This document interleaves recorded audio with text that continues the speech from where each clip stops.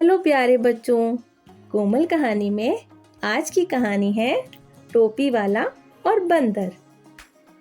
तो चलो सुनते हैं कहानी। एक दिन एक टोपी बेचने वाला टोपियां बेचने के लिए गांव से दूर शहर की ओर जा रहा था। चलते चलते दोपहर हो गई। वह बहुत थक गया था, तो उसने सोचा चलो थोड़ा आराम कर लेता हूँ।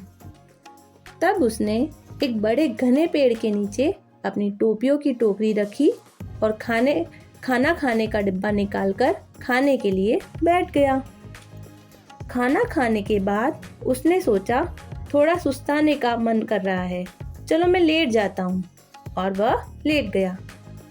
थोड़ी ही देर में उसे गहरी नींद आ गई, लेकिन उसे पता नहीं था कि पेड़ के ऊपर बहुत सारे बंदर हैं।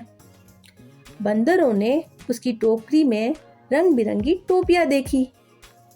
तब उन बंदरों ने उन टोपियों के साथ खेलने की सोची और एक एक करके सब बंदर नीचे आ गए।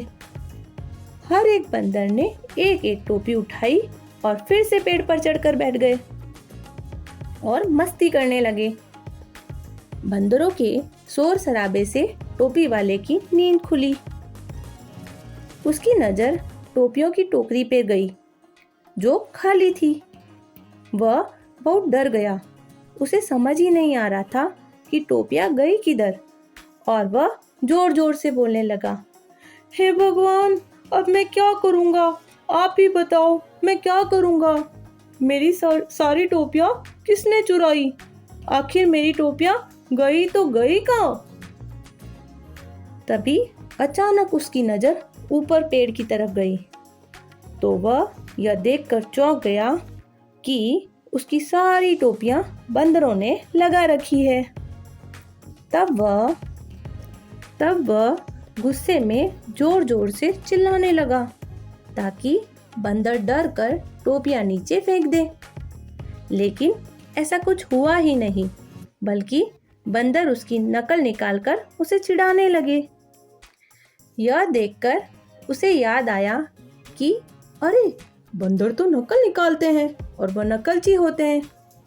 तो उसे एक उपाय सूझा। वह अपने दोनों हाथ ऊपर उठाकर जोर जोर से हिलाने लगा। तो बंदरों ने भी उसे देखकर वही किया।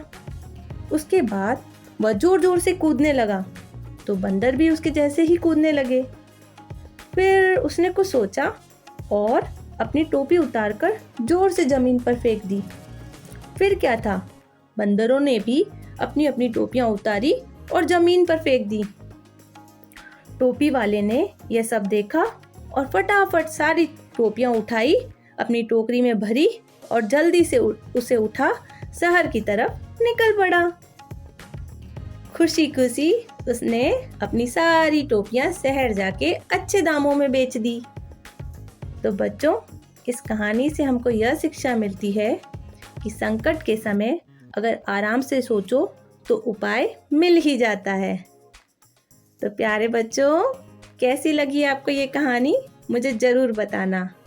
और कोमल कहानी पर फिर मिलते हैं एक नई कहानी के साथ।